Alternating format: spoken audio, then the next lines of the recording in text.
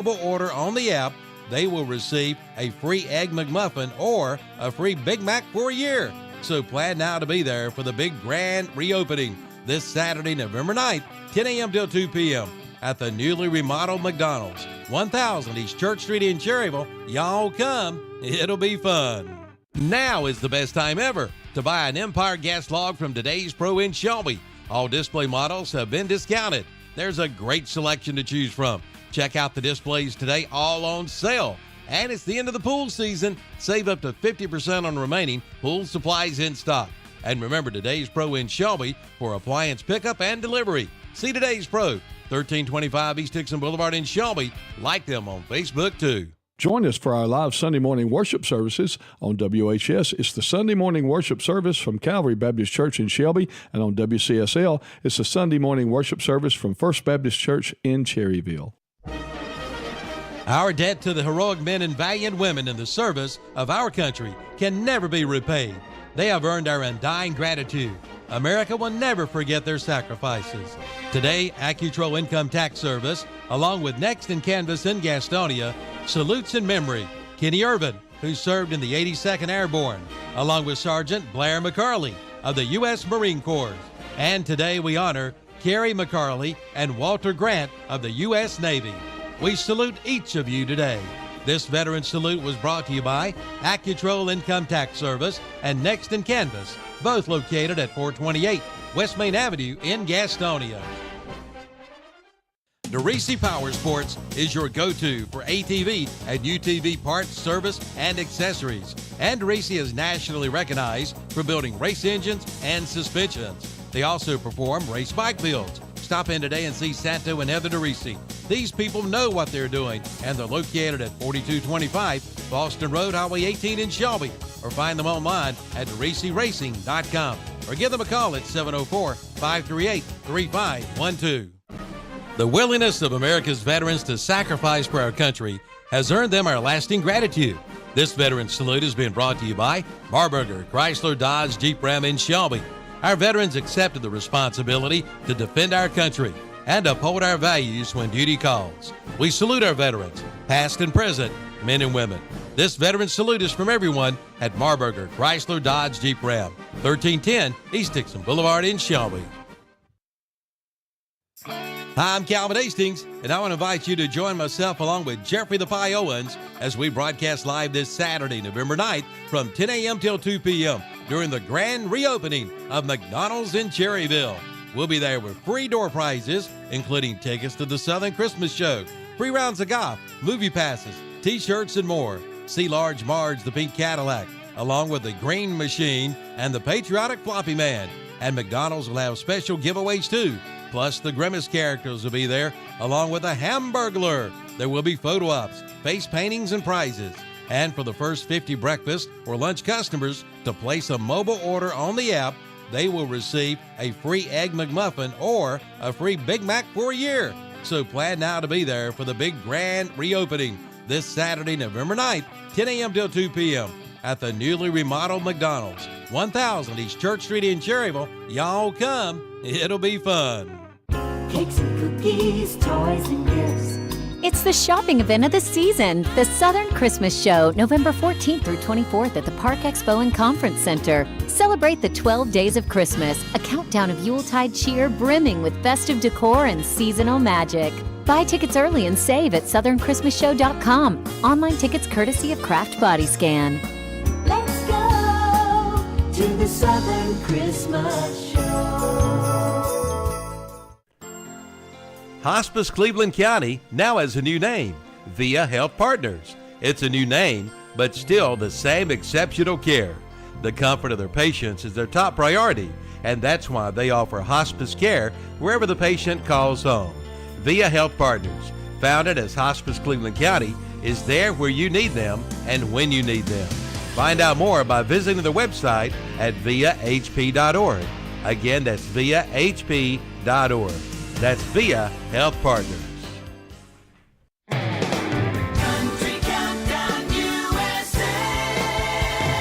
Hi, I'm Lon Helton, inviting you to join me as I count down the week's top 30 with a guy that we haven't seen for a while. And here is my co-host, Blake Shelton. I was trying to remember. It has been a couple of years since I've released even any music. So just when you thought you were rid of me, here I am coming back again. That's Blake Shelton this week on Country Countdown USA. Wednesday at 1 p.m. on WCSL 92.9 FM, 1590 AM, and KTCBroadcasting.com. H&H Pest Control and Waterproofing in Shelby wants to take this time to salute our men and women in service and to our veterans. We thank you for bravely doing what you're called to do, so we can safely do what we're free to do. We remember our veterans and renew our national promise to fulfill our sacred obligations to our veterans and their families who have sacrificed so much so that we can live free. This is a special salute also to Thomas Hester, 6-year U.S. Army veteran, from H&H Pest Control and Waterproofing, 520 East Dixon Boulevard in Shelby, online at hhpci.com. Call 704-482-2847. Join us for our live Sunday morning worship services on WHS. It's the Sunday morning worship service from Calvary Baptist Church in Shelby, and on WCSL, it's the Sunday morning worship service from First Baptist Church in Cherryville.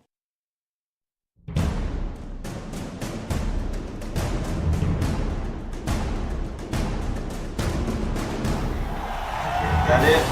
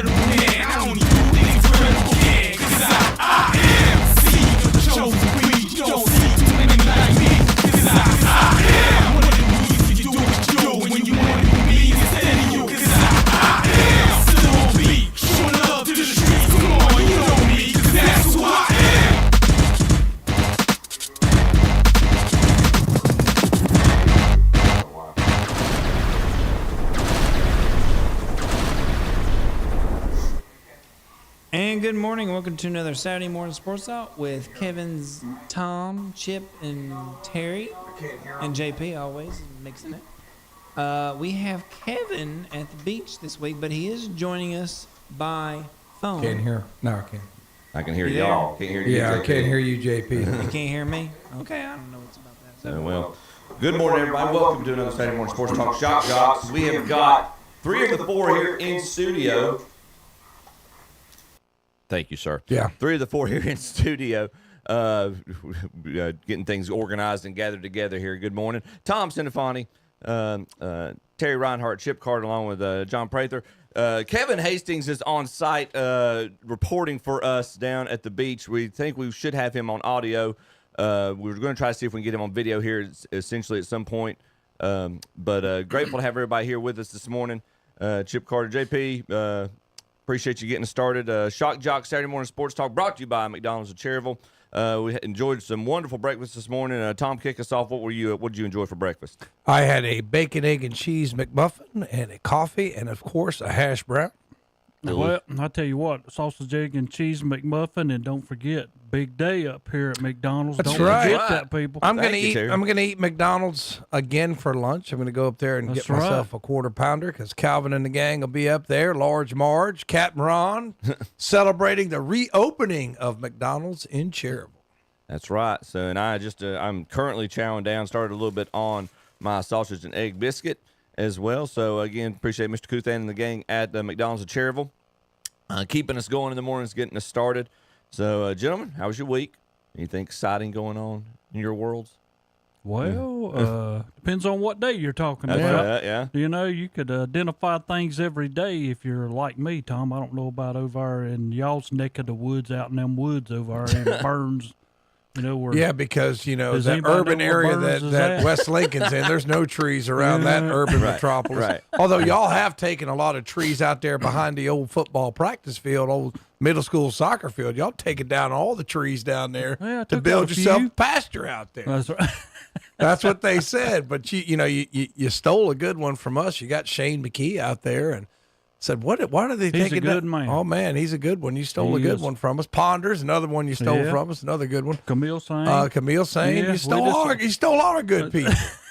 No wonder our school's gone down. They knew where the best was Yeah, at. they knew where West. the best was at. But my week's always interesting. I could almost die making a freeway merge. I can get cursed out in Spanish, and I can be Hey. told I'm blind all in the same week because I might have a baseball game, a soccer match, and some driver's ed. And I guarantee you, when your wife comes home, she goes, "Now, what's your name today?" What's your name today? Ref?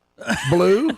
4 eyes. 4 eyes. I mean, you know, the guy that won't shut up on the radio. I got lots of different things going on. I've got that. Funny, I've got that one too, actually.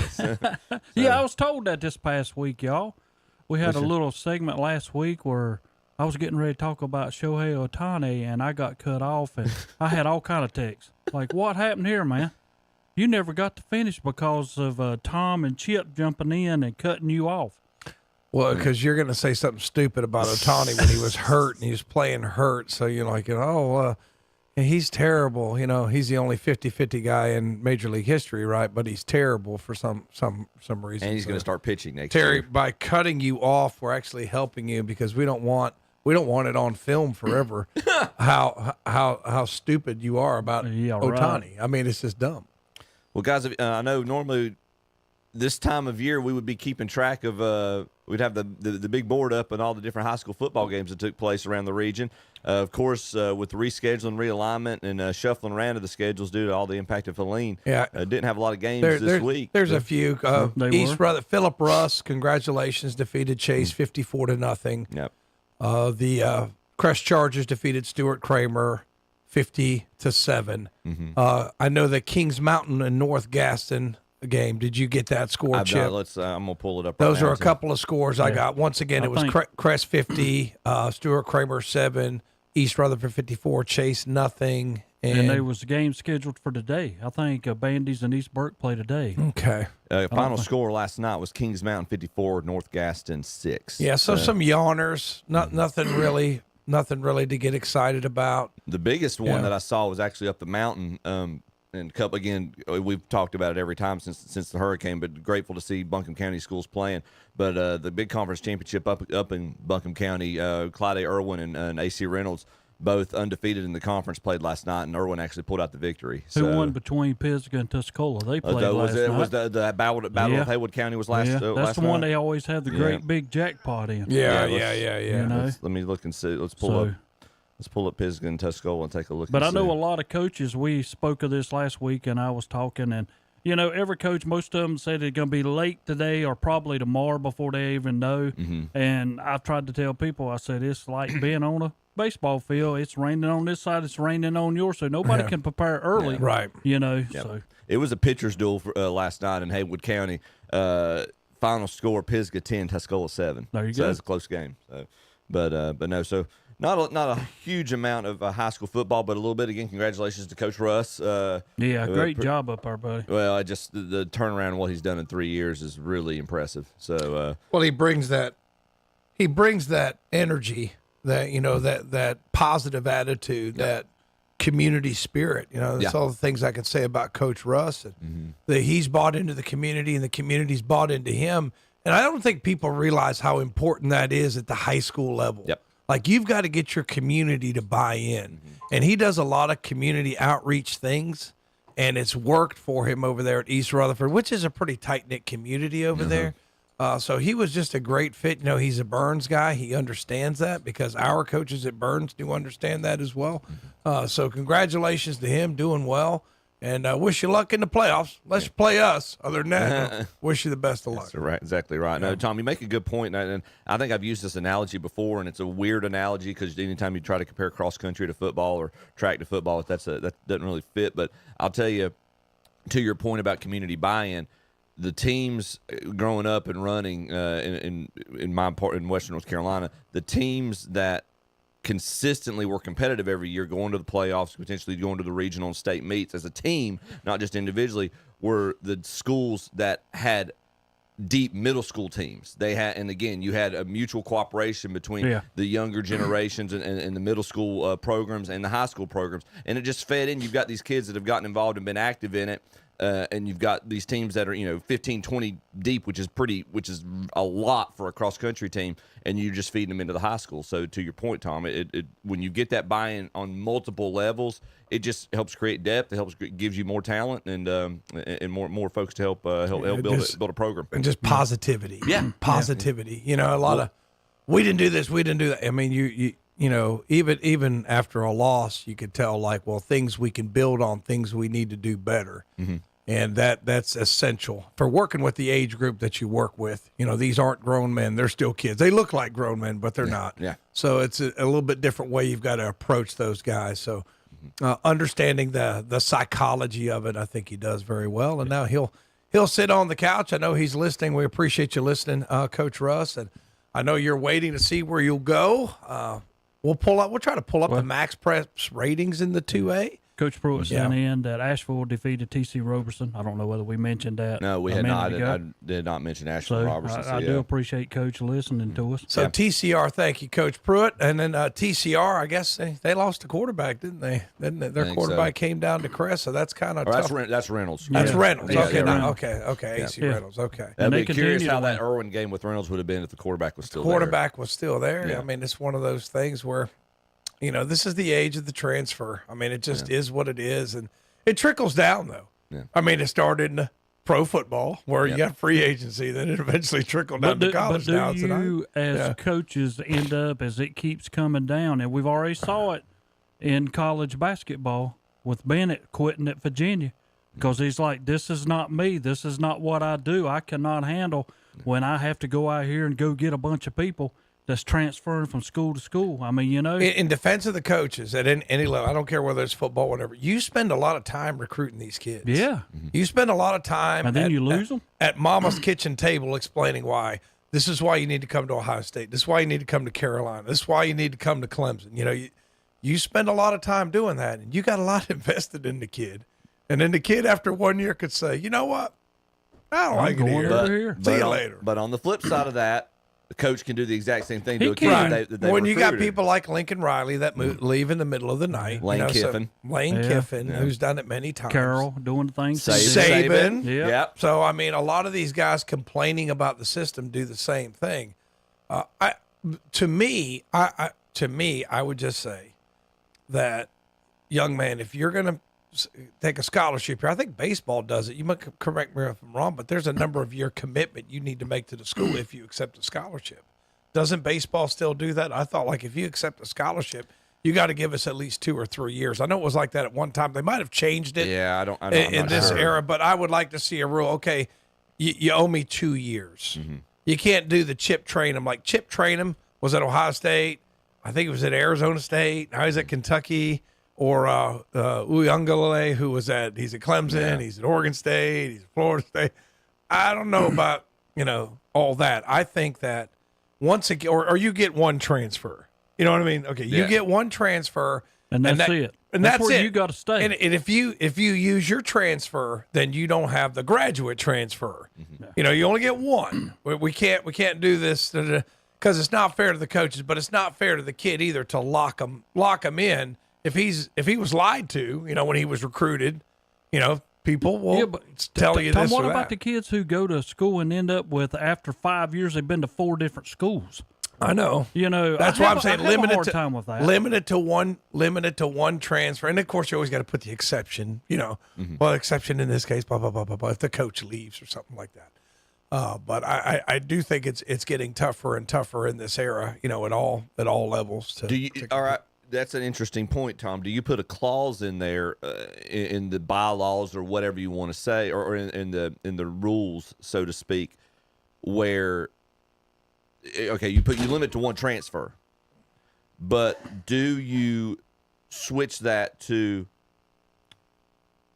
do you switch that? Like if a coach leaves early, do you give the team? Do you give the members of that team more flexibility at that point? Is that an exception, or is that something that stands out? So, but Well, I mean, it's just when you start making rules, then you already start thinking about what are my exceptions going to be to these rules. I mean, yeah, I got it. that's the way it is. You know, what are the exceptions? As always, every time you do something, you gotta come up with your exceptions and such. But wouldn't mind seeing that put in some kind of stipulation to limit it with exceptions. Is it not an amazing thing that we're talking about this in high school football now, coming down through college?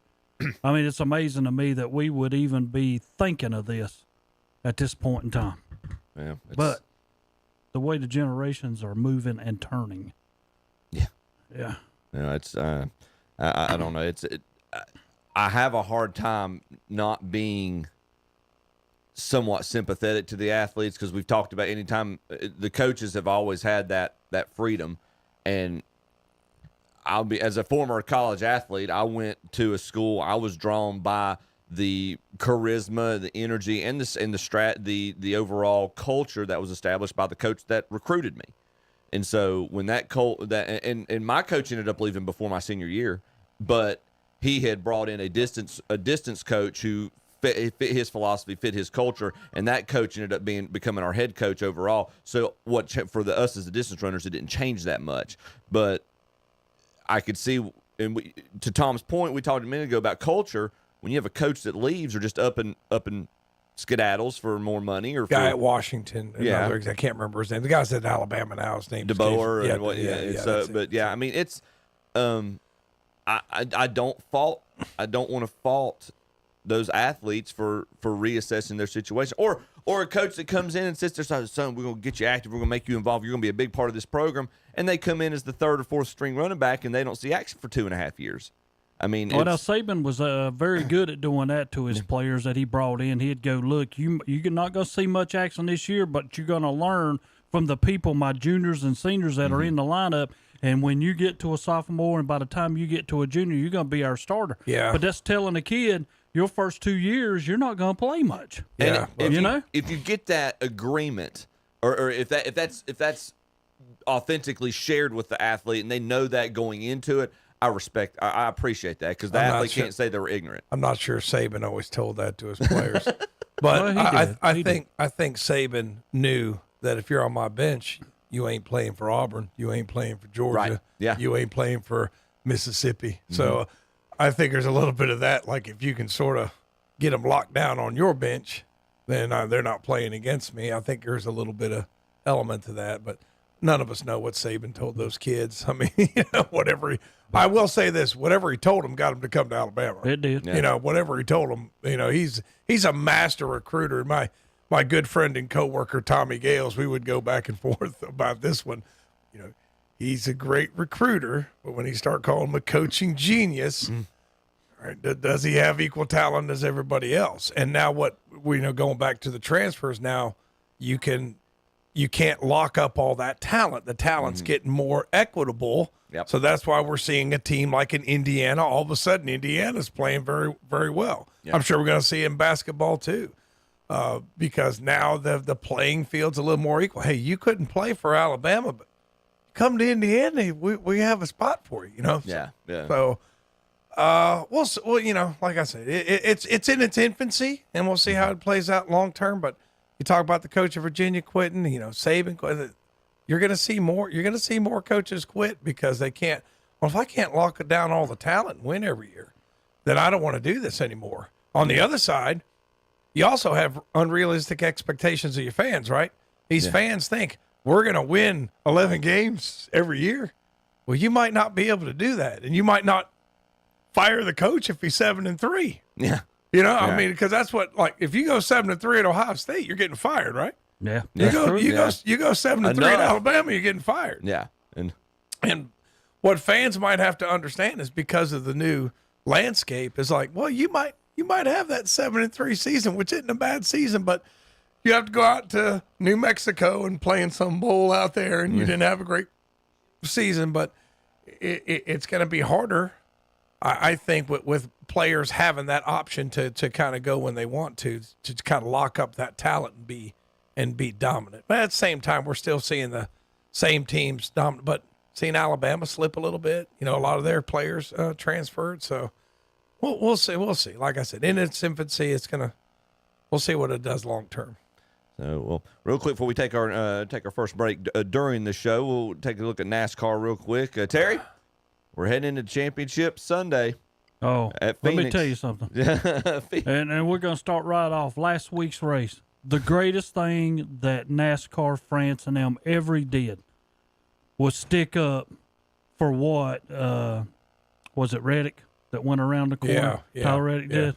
Because they said you could not do that. They stuck with it. They took the race from him, and I was happy with that. Rules are rules. That's right. If you're going to put it in black and white, and you're telling somebody else you cannot do that, because you cannot tell me once he got by and he hit that wall, he gunned it on that wall. And the race was taken from him, and I'm happy for them for doing the right thing, because I was going to be very mad coming in here today if they had not took it from him. Well, rules are rules, and you do like to see consistency in the rules. That's all anybody wants to see. So you broke the rules. We're sorry. I'm sorry. That's all I tell people, break the rules. I'm sorry. Rules are rules.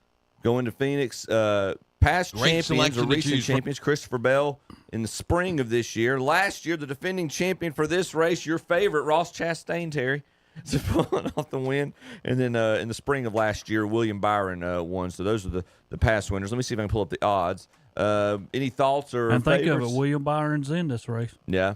Yeah, well, he should be in. I still think the ironic thing, who's the driver for Jordan? Is Cindric or no? Reddick. Reddick. Yeah. Tyler. Yeah. I still think it would be so ironic if he was able to pull out a win. I'm glad he did. Especially with the news this week for them, because the judge threw out them being awarded Jordan's team being awarded a charter. So this is just continuing to get uglier. Now the lawsuit's still that's just in regards to them getting the charters for next year. So the lawsuit's still in effect. They're still going to take the France family to court, the race team and Jordan. So I'm curious how that will pan out.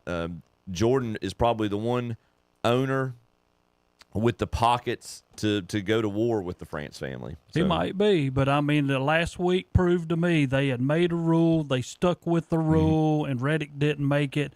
And, hey, if you've got rules in place and this is what's happening, I don't see how Michael Jordan's going to win this.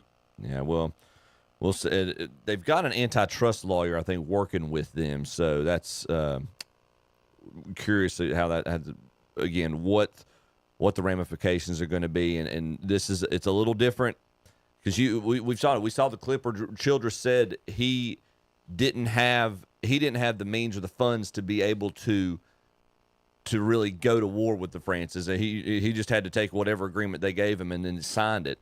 Yeah, but he also put it as, I think of my employees. He's thinking above and beyond. Why should I go fight with them when I've got 400 employees over here who might not have a job if I come out losing this? So, come on now. And is Michael thinking that? Or does Michael even care? There's where the problem might come in. Well, and I think he does care. Yes. But do you totally care about all your employees that might not have a job if you lose? I think I would say he does care about that. I would think he cares to the point that he knows the France family and knows that the powers that be in NASCAR are going to utilize the care that the owners have for trying to support. They're going to use that against him. And he's like, and he's thinking, I might be the one person who can stand up to them and try to get better accommodations, better wages, whatever. Give the race teams a better piece of the pie than what they've currently got. So I just. Again, I'm not sure how all that's going to turn out. Right. Only time will tell. That's exactly right. Odds going into the race this week, championship Sunday at Phoenix. Joey Logano probably first, right? He's fourth. He's the fourth best. Yeah, Ryan Blaney, Christopher Bell, and William Byron. And Logano's fourth. Tyler Reddick's fifth. Those are your top five in odds. You got Kyle Larson, Denny Hamlin, Ross Chastain, Chase Elliott, and Brad Keselowski round out the top 10 in terms of the odds for NASCAR. So who you got to pick this week, Terry? Well, I need Kyle Busch to win, but I don't know whether that'll happen now. This will be the first time he's won a race in 19 straight years. He broke Richard Petty. Richard Petty has 18. Mm-hmm. So, I mean, I'd like for it to be number 20, but, the chance on this happening is not good because, your top four, unless something happens, somebody takes one of them out, they're going to be at the front. Yeah. I mean, I have a hard time understanding that about NASCAR because we're down to your final four, which is this the four most that you could have put in there? And people would say maybe not. Right. Because Larson's not in it, Hamlin's not in it, and, you start taking them people out. Elliott's That's not what in it, I'm saying. So, this is the top four. Do you think NASCAR's happy with these four? I would say, the names we just ran off, I'd say no. I'm gonna be honest. Let's just say this happens. Mm-hmm. Joey Logano wins it. Yeah. Think of that. This is a guy who really was not in the chase. Yeah. And then all of a sudden he got bumped in on account of another driver being illegal. He's like a wild card pick. Yeah. He's like a wild card making and then the he Super goes Bowl. out there and wins the first race to move himself right along. Yeah. So think of it. If he wins it, he's a past champion, though. He's a two-time champion. He knows how to do it. I mean, it's like Logano won. But I'm gonna take William Byron though. That's who I'm taking. Logano won the play-in game, and now he's made it to the Final Four. Basically, Yeah. That's what happened. Yeah. So, I'm going with Logano. He's the man. Good, man. He's the man of destiny. I don't like him, but he's good. Well, no, you can't. It just, I would agree with that. He kind of falls in the same line as like Keselowski. Not exactly one of my favorites, but they've shown the talent in the past. I think I just would love to see the irony if Reddick was able to pull out the win. That would be very, very funny to me. And just how the France family having to award that championship trophy. I just think that would be very, very entertaining. Good, live TV ain't nothing like it. So, those are picks as we wrap up NASCAR. We're gonna take a quick break. We'll come back. We got a lot of other sports to cover. We're getting into the hot stove winter free agency period for baseball. We're definitely got college football. Take a look at our picks. See if Terry's got our rankings for us. We'll do talk NFL as well. Talk NBA. You're listening to Saturday Morning Sports Talk Shock Joxx. We'll be right back after this break. Hi, I'm Calvin Hastings, and I want to invite you to join myself along with Jeffrey the Pie Owens as we broadcast live this Saturday, November 9th from 10 a.m. till 2 p.m. during the grand reopening of McDonald's in Cherryville. We'll be there with free door prizes, including tickets to the Southern Christmas Show, free rounds of golf, movie passes, T-shirts, and more. See Large Marge, the pink Cadillac, along with the Green Machine and the Patriotic Floppy Man. And McDonald's will have special giveaways, too. Plus, the Grimace characters will be there, along with a Hamburglar. There will be photo ops, face paintings, and prizes. And for the first 50 breakfast or lunch customers to place a mobile order on the app, they will receive a free Egg McMuffin or a free Big Mac for a year. So plan now to be there for the big grand reopening this Saturday, November 9th, 10 a.m. till 2 p.m. at the newly remodeled McDonald's, 1000 East Church Street in Cherryville. Y'all come. It'll be fun. Cakes and cookies, toys and gifts. It's the shopping event of the season, the Southern Christmas Show, November 14th through 24th at the Park Expo and Conference Center. Celebrate the 12 days of Christmas, a countdown of Yuletide cheer brimming with festive decor and seasonal magic. Buy tickets early and save at southernChristmasShow.com. Online tickets courtesy of Kraft Body Scan. Let's go to the Southern Christmas Show. Hospice Cleveland County now has a new name, Via Health Partners. It's a new name, but still the same exceptional care. The comfort of their patients is their top priority, and that's why they offer hospice care wherever the patient calls home. Via Health Partners, founded as Hospice Cleveland County, is there where you need them and when you need them. Find out more by visiting their website at viahp.org. Again, that's viahp.org. That's Via Health Partners.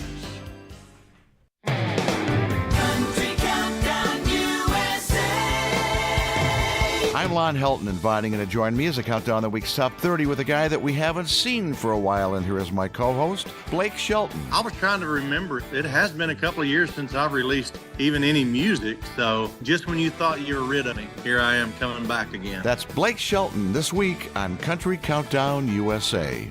Wednesday at 1 p.m. on WCSL 92.9 FM, 1590 AM, and KTCBroadcasting.com.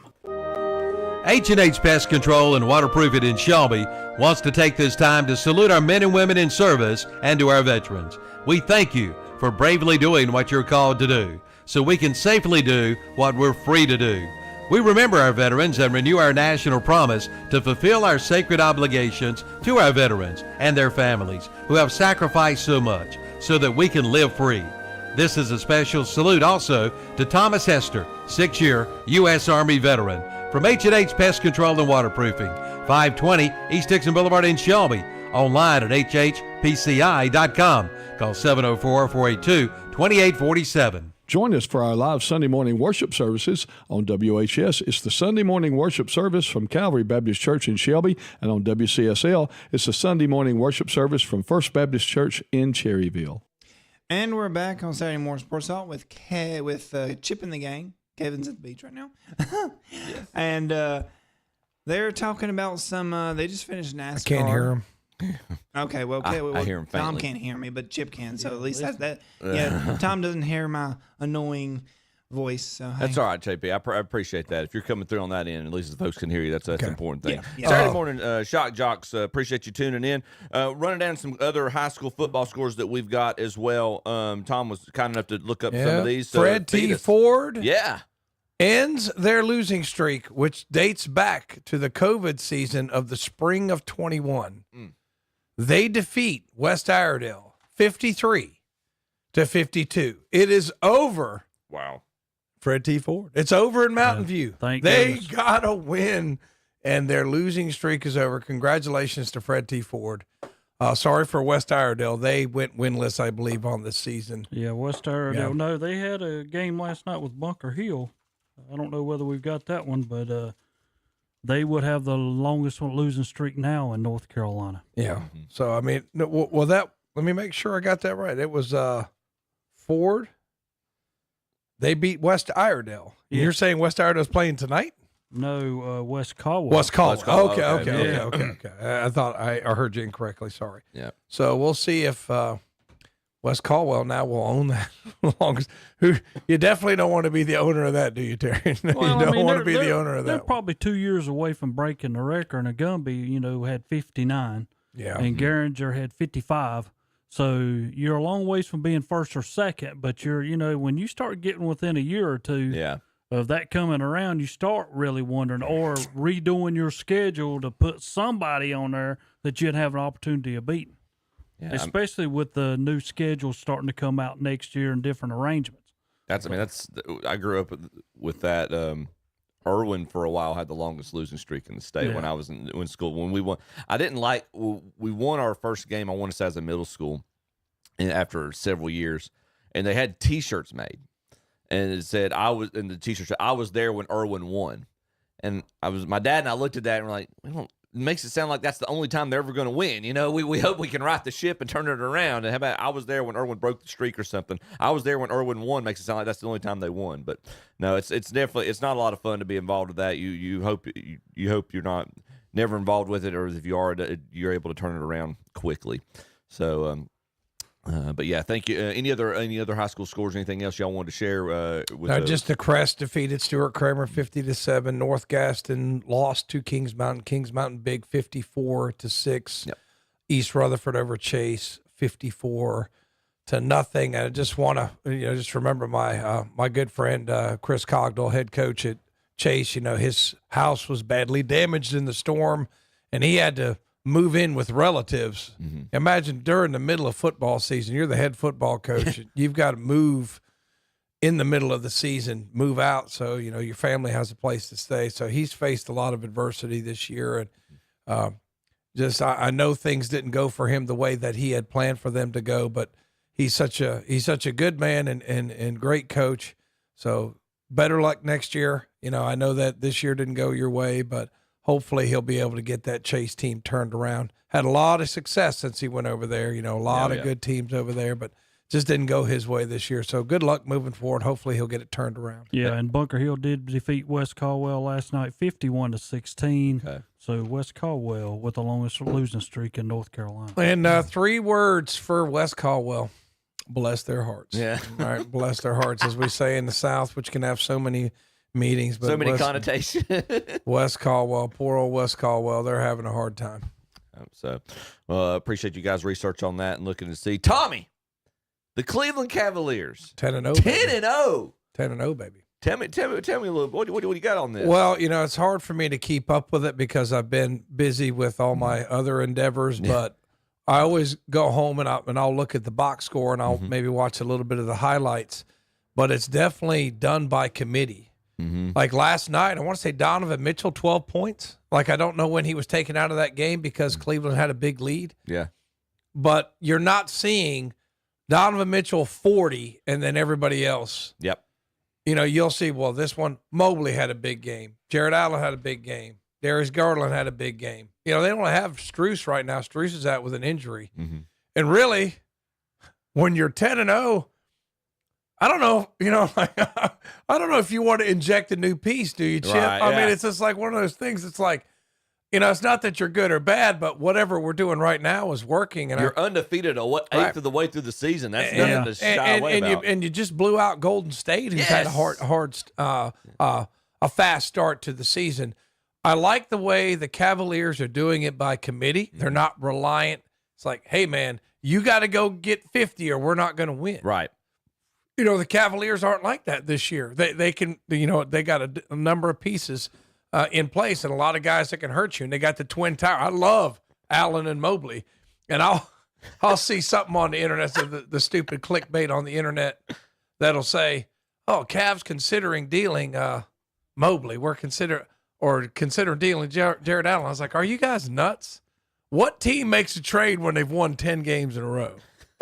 That's the stupidest stuff. What are you laughing at, Chip? Our fearless leader, who hopefully will call in here at some point. Kevin Kevin's down at the beach. He messaged me 2016 Trump wins, Cavaliers champs. 2024 Trump wins, Cavaliers ... Maybe there's some kind of correlation between the two. Yeah. But I'm just very very excited about this team's chances. I don't care what people say. Boston is still the team to beat. I tell you, until you beat them in a playoff series, they're still the team to beat. But I like the Cavs' chances, barring injury. Well, Terry, and they've been bit by the injury bug more than once. So barring injury, I like where the Cavs are right now. I love their by committee. And I was telling Terry when I came here this morning, they're doing it with a core of above average players. Yeah. Mitchell is the closest thing they have to a superstar, but Allen is really good. Mobley's really good. Garland's really good. You got LeVert. Now, LeVert, I've said on this show, like, you don't know which LeVert's going to show up, but you're not really dependent upon him. Right. You know what I mean? If he comes in off the bench, he gives you 15, he gives you 18 when somebody else is having a bad night. He's another piece that's helping them win right now. So, keep it together. The new coach doing a great job. First new coach ever. I think it was the first new coach to ever start 8-0, and now he's 10-0. Yeah. So now say a little prayer for the Cavaliers. Keep it going this year. No injuries. Let's see how far we can go. Now Tom mentioned a little something here about the team to beat. Mr. Reinhardt, what happened to your Celtics against the Warriors here this week? They got beat. What's wrong? I mean. You ain't going to go 82-0. That's not going to happen. All right, I mean, even the best record of all time, 73-9. All right. I mean, I look at it like this. Well, people ask me, what do you think about Boston? I said, it's like this, 62-20. You're in there. Gets into playoffs. That's what I'm saying. You're there. That's all. The season you get in. The season doesn't start till the playoffs. I mean, there's basically nobody in this room, and not to. I'm glad for Tom. I'm glad. Because this team's unbeaten right now. But Tom can't sit here and expect for Cleveland to beat Boston in a 7-game series. There's no way. No. He knows I that. was with you until you said there's He no knows- way. he knows No. When you say there's no way, that's when you lose I credibility. mean, you know what I'm saying? No, because no. even though we no, have a couple losses, Brown has not played in either one of them. Porzingis has not played in either one of them. Porzingis is always hurt. So- you can't depend on Porzingis. I mean, that's the way I look at it. I mean, Porzingis. Very well said. I mean, he's always hurt. So what does that mean? Why- That's another you can't 40, 45 points a game. I mean, put into a score that they're doing with guys coming off the bench. The West Lincoln, Tom knows that. West Lincoln hyperbole has emerged. Tom, after about. You don't say there's no way, Terry. You were successful. Don't say like LeBron. I want to. You have no LeBron right now. I want to give you credit. You know, it's like okay, Boston is still the I'm team to beat. giving Then you credit. No, You're unbeaten. No, you said there's no way. We're a long ways from playoffs. Okay, I'm proud for you. I think that's Tom's point. Is that we're a long way from the playoffs. Yeah. There's no way. No. Speaking There of is a playoffs, way. Yeah. speaking of playoffs, currently tied for 4th in the Eastern Conference, the Charlotte Hornets. Oh, okay. Charlotte Hornets, we're going. My daughter and I have already made plans. December 7th, the Cavaliers visit. They visit Charlotte for a noon game. So I'll be leaving the great KTC studios and heading up to Charlotte on December 7th and see my Cavaliers whoop up on LaMelo Ball and all that. My future son-in-law Jacob, he's going to get his feelings hurt. He's going to have on his little LaMelo Ball jersey and he's going to watch his team get stomped. So. He's really going to be hurt when they get traded, isn't he? I don't know. I don't know what they're going to do with Ball. I was actually excited for the Hornets. I think they start out 1-1. They won their first game. Mm-hmm. They were like, I can't remember if it's 2-2. Then all of a sudden they're 2-7. Now what are they? What are they? Well, they're 4-5. 4-5. 4-5. So 2-5. I think maybe is what they started. Maybe it was 2-5. Yeah, maybe it was 2-5. So they right now you have the Cleveland Cavaliers, the Boston Celtics, and the New York Knicks are the 3 teams in the Eastern Conference that are 500 or better. Charlotte comes in tied for 4th with the Pacers and the Nets at 4-5. The East, like that's one thing I do agree with Kevin on. The East is kind of trash right now. If you look at the West, they've got a lot of solid teams in the West. So I mean, the NBA is going to be fun. I mean, it's going to be fun. I think the playoffs are going to be really fun this year because, despite what Terry says, there's nobody who's just going to, it's not like those old Warrior teams from about 10 years ago. You knew they were just going to just truck everybody in the playoffs. Yeah. It's not gonna be like that this year. I think it's gonna be fun. I think it's gonna be very, very competitive. And he named 3 teams above 500. Yeah, but in the West, in the West. Well, the West there'll be quite a few teams. Yeah, the West has 11 teams. We have a team that's not even eligible for the play-in tournament. That's what I'm saying. Whoever wins the East and whoever wins the West, I think it's going to be a fun NBA championships here. I mean, I think it's going to be a 4-3 series. You know what I mean? Yeah. I think it's going to be competitive. So you got right now in the Western Conference, Phoenix and Oklahoma City. Oklahoma City's come out looking very impressive.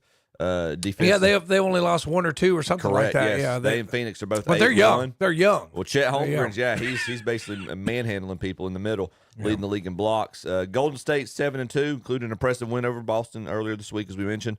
Minnesota, Anthony Edwards putting up more threes than anybody right now, including Steph, anybody else, and shooting a decent percentage. He's looking like he's trying to take his game to the next level. They and Denver are both at 6-3 right now. Memphis is 6th in the Western Conference at 6-4. Then the last 4 teams showing in the playoffs right now: the LA Lakers, Houston Rockets, the Clippers, the Mavericks, the Sacramento Kings are on the outside looking in. Due to tiebreaker rules, it looks like they are still at 5-4 on the outside looking in. They should be requesting a transfer to the Eastern Conference. They'd be doing just fine. But that's our real quick look at the NBA. We'll go take another quick break. We'll come back. We're going to talk college football. We'll do some college football picks, see what Terry's got in our rankings as well. See, we might hear from Kevin here in a little bit, and then we'll go over the NFL, maybe touch on some baseball as well. You're listening to Saturday Morning Shock Joxx, Saturday Morning Sports Talk, KTCBroadcasting.com.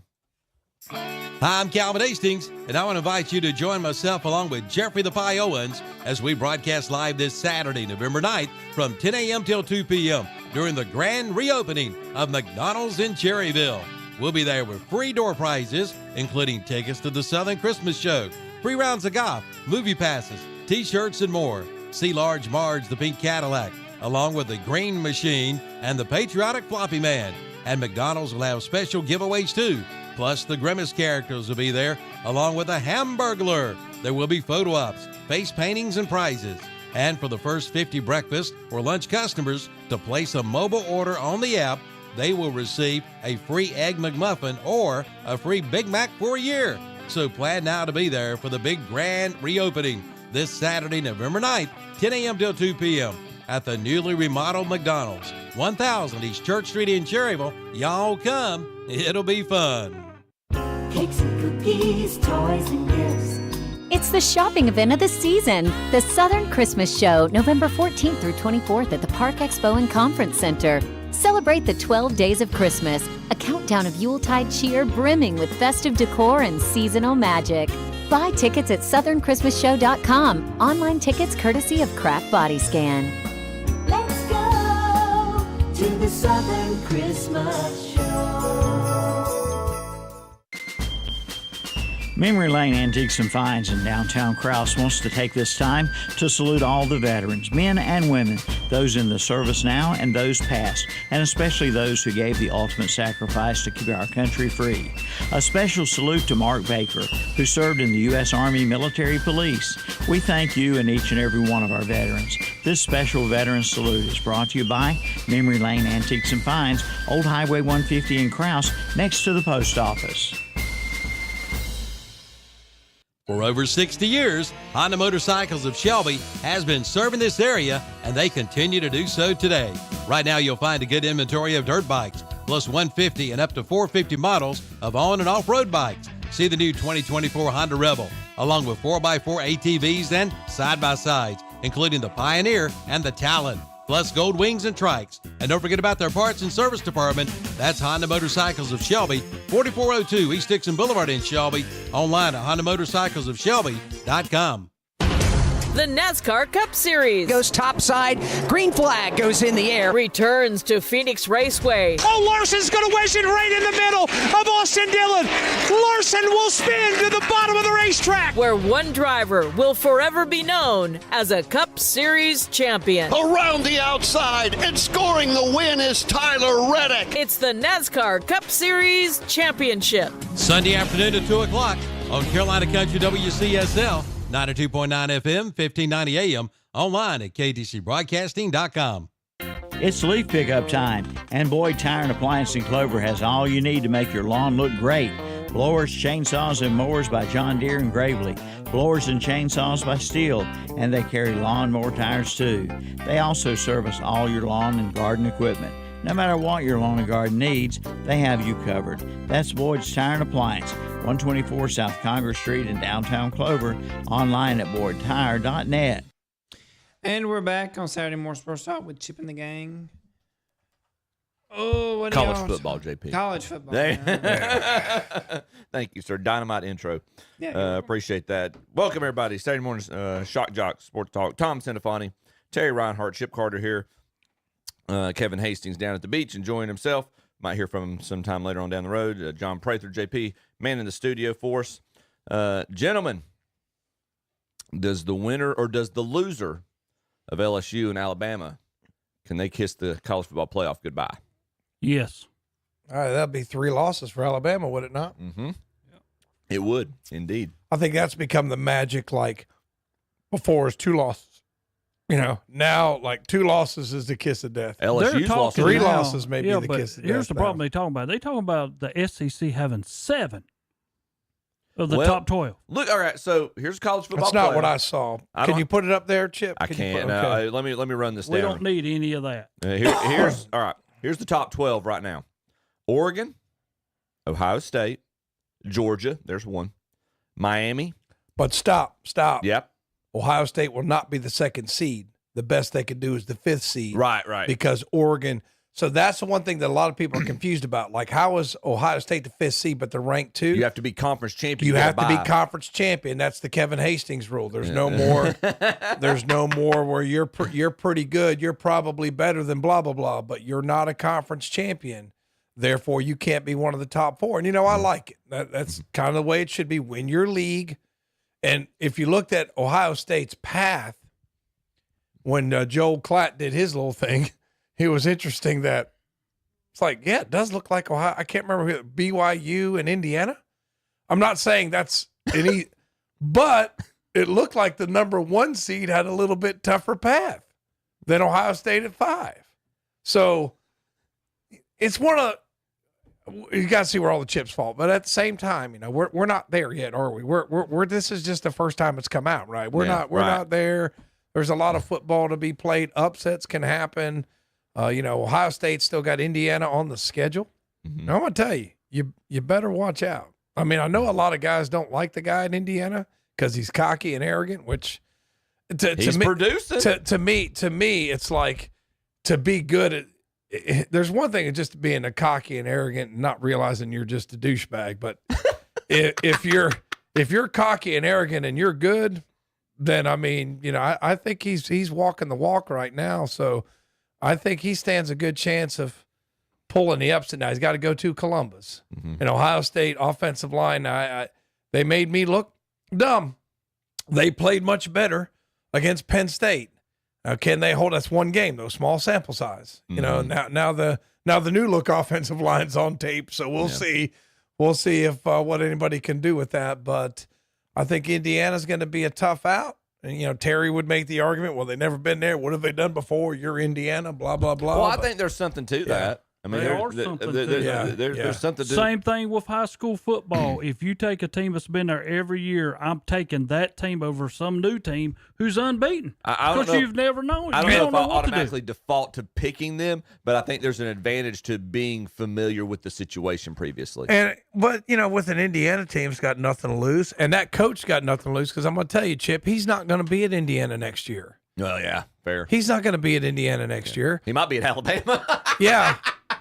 Like a team like a Penn State, when they get done with Franklin and they just write the check to get rid of him, which he might very be. well He happen. might. Yeah. I mean, they are as much as like last week. Terry was right on the, and I do give people credit when they're right, unlike he does, but that Franklin has not won the big game, and he lost again. At home. You know what they were complaining about? It wasn't a night game. My gosh. I know. Because Fox won't let them play at night.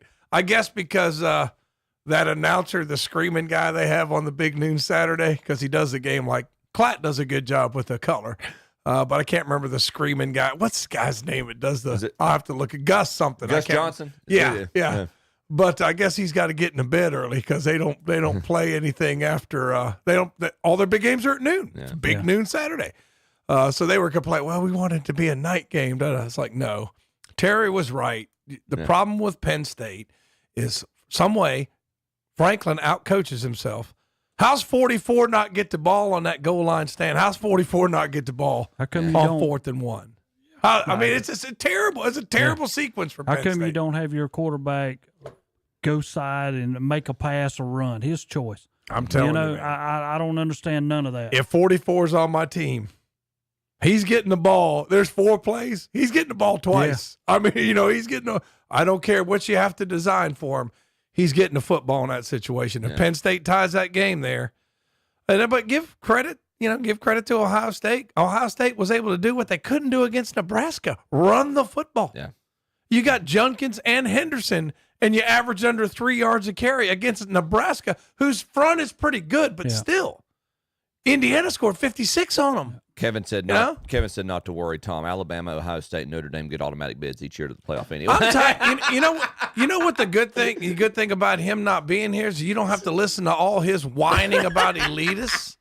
So that was nice. And, oh, by the way, the Fighting Chickens took care of Appalachian State the other day. So you got beat by the Chickens. Yeah, that's true. So just go in the hot tub, Kevin, and just be quiet. The one we picked on last week was Old Dominion and an app, and that everybody knew that wasn't going to happen. Old Dominion can't go in somewhere and win. Finishing up the rankings. What do you know about Old Dominion, Terry? You broke down the film of Old Dominion. That's like Ohio State. I don't like Ohio State neither, but I took Ohio State. He knows the intricacies of both sides of the ball of Old Dominion. Well, Tom, let me tell you something. he knows where they can't. A minute win. ago, we was talking about cocky or confidence. Yeah. There's a big difference between those two. Cockiness is loud, it's annoying, entitlement, and makes surrounding players worse. Confidence is quiet. It leads by example. It asks for nothing, but it always will do what is necessary to win. Okay, so when you are interviewed and people are asking, you're basically making a reference. I don't know what the words that we don't really know who you are. Right. And he said, "Google me." That's a little cocky. That's a little cocky. I guess cocky and confidence are some of those words that some people use interchangeably and other people don't. Like whoever texted you is a pretty good little nuance between confidence and cocky. But if somebody gets on there and says, "Who are you?" Google me. That's a little. You've crossed that line. There's that's a little difference. cocky, but you can say it's subtle, but there's a difference. Oh, yeah. But I think another saying you could put in there. It ain't bragging if you could do it, right? I mean, it ain't. I mean, it's not bragging. It's not hyperbole. You believe if you in can yourself, do it. man. I would add that's what it all comes I down would to. add you don't need to brag if you can do it. That's the thing. That's how come people never liked Muhammad Ali. Yeah. Why? Because he believed in himself and he knew what he could do. Yeah. And people didn't like that. No, they don't like a guy who comes off a little bit cocky, but sometimes the guy's cocky because he can do it. He's got confidence because he can do it. So we'll see. But like I said, he will not be at the University of Indiana next year. Yeah, he will not be there. He will be at a blue blood program looking for a coach. Yeah, he'll be looking for even though it's not really the Big Ten, it's the Big. It's the big a lot of schools. It's the big a lot, yeah. Oregon, Ohio State, Georgia in the top three. There's your first SEC school. Miami leads the ACC. They're fourth. Texas, there's your second ACC school in fifth. Penn State, Tennessee, Indiana, BYU, who right now will have one of those first-round byes because they're leading their conference. Notre Dame's 10th. The 1-2-loss team in the top 12, Kevin's automatic bid, Alabama, and Boise State. First team out right now is SMU. How many unbeatens are underneath that? I'll tell you, SMU has one loss. That's my one reason I have a problem with them not being in and Alabama being in. Let's see who else. Anybody? The only undefeated. Actually, this got taken care of last night. I think the only undefeated team as of this ranking that's in the top 25 was Army, and I think they lost last night, didn't they? Did they? I thought they played last night. Hold on. Yeah, but they've done a really great job with that Army team. Yeah, I can't remember. They were the laughing stock of us. military, even if they did lose last night. I mean, and what a game that's going to be come up. No, I'm sorry, that's December. wrong. They did not play yesterday. Army Navy's going to be a great game. Yeah. Army still got to play. I know some people who's going to that. Army. Oh, do you? Oh, yeah. Where are they going to play? What do they still play a game in Philadelphia? They play in Philadelphia? They move it around a couple times. I'm not sure where it's at this year, but I think it's back in Philadelphia. I would love to go to that game. That would be just an experience, a college it's football out, bucket man. list. Just pure football. Oh yeah, I'm sure it's. I tell you what's going to be sold another out. good game with Army Notre Dame. That should be a good game because that's November 23rd. It's a 7 p.m. game, so yeah, that ought to be pretty impressive. At Notre Dame, right? I believe it's I think it's at Notre Dame. Well, I mean, Northern Illinois went in there and beat them. Yeah. Well, let me tell you how we did last week. Feed me, and then we'll start in our picking some college. games. Last week was not a great week for everybody. This is how come nobody can really jump ahead of anybody in this poll in this room. It's hard to say. Tom goes 6-5. I go 6-5. Chip goes 5-6. So if you need picks, tune in here every week. And we'll give them to you. Hey, if you listen to us, you got a 50-50 chance of winning, right? Right. But the bracket you got a is coin toss chance of winning. Right now is I'm in first, 68-40. It's amazing how we'll drop and then we'll go back. We'll drop and we'll go back. Chip comes in second, 67-41, and Tom is third at 63-45. But let me say this: like if you watch the game day picks, those guys pick all the games. Mm-hmm. We don't do that. No, we don't. Kevin finds the games that are touchdown or less spreads. We're picking the tough games. Yes, we're not picking.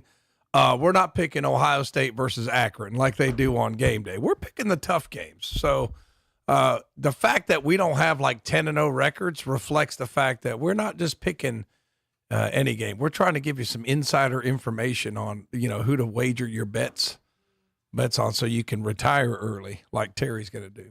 Yeah. Well, speaking of, I'm trying to find some lines here. Let's look and see. All right.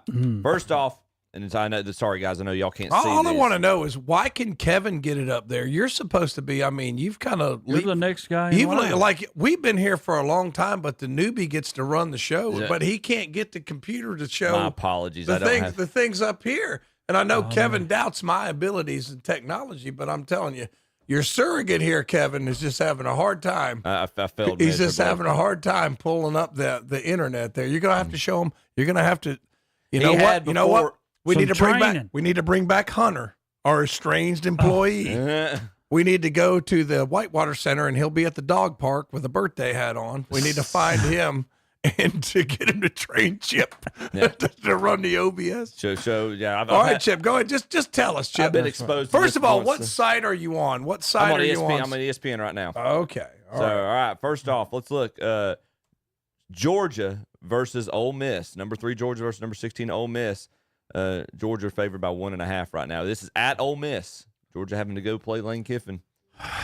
It's only 1.5 points. 1.5 right now. Well, I mean, do you trust Lane Kiffin in a big game, Yeah, Terry? I do. Ooh. I do. And this will be the one that he takes. No Saban. He don't have to worry about it. He's beating a coach that come down from Oregon, and I'm taking Ole Miss. Okay, so he's taking Ole Miss. Bold prediction. Not real bold. Close line.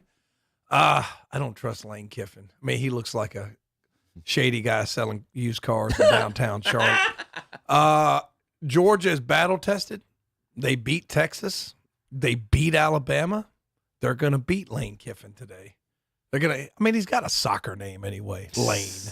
Let's go with Georgia to win on the road today. So I'll agree with that. I'm gonna pick Kirby to beat Kiffin on the road. So Georgia for me. Well. Terry, did you tell? And I'm sorry if you said this already. Going into this week, what was the overall stat rankings for us, the three of us? Did you going into this one? Yeah. Do you have the overall standings? Yeah, that's what I was. Sorry, I didn't. If you You said that, must have been sleeping or something. When I was trying to. And he doesn't pay attention. I was either. trying to get this internet to work, and I failed miserably. All right, the overall rankings. That's what I was talking about. Some people we fall down and then we jump back up in first. Like I'm back in first, 68-40. You're second, 67-41. Okay, You're one game behind me, and then Tom is 5 games behind me, 63-45. It takes one big week from him, and he'll catch right back up. That's where they all got to be this week. All the big shows are at that game, right? Yeah. Mississippi, Georgia. You think? No, Alabama, LSU. Alabama, LSU. Okay. So we'll get to that one in just a second. South Carolina and Vanderbilt. South Carolina favored 6.5 at Vandy. Vandy's played decently, obviously, this year, defeating Alabama. So I bet a lot of people are going to take Vanderbilt in the money line. I'm taking Vanderbilt. So now you pick. Vegas knows. I'm going with the Cox. They showed me something last week. They won. I'm going to go South Carolina as well. Y'all going to be 2 behind. Yeah. Right off the bat. All right. Now, the big showdown that Tom was just mentioning, Alabama favored 2.5 over LSU at LSU, Death Valley in Louisiana. It's a very tough place to play. Yeah. Is it a night game? 7:30. Yes, sir. LSU. There's another one you'll fall. Alabama goes in there and wins. Tough place to play, man. Yeah. Oh, man. LSU backs against the wall. Of course, Alabama too, man. Alabama, but you know what? Your back's against the wall, but you don't have little Nicky anymore, do you? Little Nicky's on College Game Day in his little suit and tie and picking Trying games, to figure out what he's doing sitting saying beside that Nebraska's going to beat. Yeah, Pat McAfee smokes about 3 blunts before he goes on there. But they don't have little Nicky anymore. Little Nicky in his little tie, little suit, sitting there having a good life. Hair all combed, makeup on. I will know how to say. They don't have them anymore. High tide. Will be saying roll tide. Yeah. I don't think. I think this is going to be the game that gets Coach fired down there. I always forget his name. DeBoer. Yeah, I think this is the one that's going to get him fired down there. I think that LSU wins this. I would agree with that. Tom and I said before, are chalk right now. I think the difference in this game is going to be the lack of Nick Saban and the fact Brian Kelly's a more established coach. I pick LSU. Didn't the guy come from Oregon? He won at Oregon. Oh, he came from Washington. He was at Washington. Yeah, I mean Washington. Yeah, he won there. He didn't win the big one though, did he? Yeah. Didn't win the big one. Let's see what we got. Switching over to the ACC. Syracuse at Boston College. Boston College favored by 2. Oh, it's at Boston College. Just put Terry down for BC because you just don't go into Chestnut Hill and beat Boston That's College. It. You are going to up in the hills, and the hills get tough. So what's the line? Boston College favored by 2. Can McCord go in there and prove that Ohio State was wrong about him? I don't think so. I like Boston College at home. Make that 3 across. I'm going to go Boston College as well. Tight game, though. Yeah. Clemson favored by 6.5, going to Blacksburg, taking on the Hokies. It's hard to figure Virginia Tech out, isn't it? Clemson, too. Yes. Clemson took a big loss last week. So, I don't know. I think Clemson will bounce back. I think Dabo will throw his little hat down and inspire them to victory this week. I like Clemson on the road. I also like Clemson on the road. I will take the Tigers as well, yes. All right, interstate rivalry. Carter Finley Stadium, 3:30 today. The Blue Devils are underdogs by 3 against the Wolfpack. Are only favored by 3 at Carter Finley. That's all we are. I mean, Duke's pretty decent, guys. In this series, State's 15-4 against these Duke Blue Devils coming in there today, and all of a sudden, Bailey has become a real sure bet at being quarterback for State for a long time, as long as he wants to stay. Mm-hmm. You know, and those are your questions. Right. Hope he stays. Our point earlier. Yeah, but here, North Carolina State rolls over Duke. Just because you said something that idiotic, give me Duke on the road for the upset. I'm gonna stick with the Wolf. I'll go with the Wolfpack, Terry. Let's see. Notre Dame's favored favorably over Florida State. Virginia travels to Pittsburgh, takes on Pittsburgh. Pitt is favored by 7.5. Virginia's got a couple of good wins on the year, though, don't they? Pittsburgh's ranked. I'm gonna take Pittsburgh at home. I'm also taking Pittsburgh. Yeah, I will go with Pittsburgh. 6.5-point favorites or 7.5? 7.5. I'm sorry. Did I say 6.5? Yeah. My apologies. No, I didn't know. I just didn't know what you said. Tom, quit betting. I'm not betting. Okay. No. All right. Just make sure. I haven't won in so long. It's just try to take these underdog money line parlays, and it's hard. That's 7 games. That's 7. Okay. Mm-hmm. Iowa State travels to Kansas. It's going to be played at Arrowhead. Iowa State's traveling, taking on the Jayhawks. Iowa State favored by 2.5. Iowa ranked 17th. I'm taking Iowa State. Iowa State. Make that 3 across. And they are favorites. Yes, sir. The Iowa 2.5. 2.5. Yes, sir. Okay. All right. Here's an important showdown. Salt Lake City, 10:15 tonight. BYU travels to take on Utah. That's no game.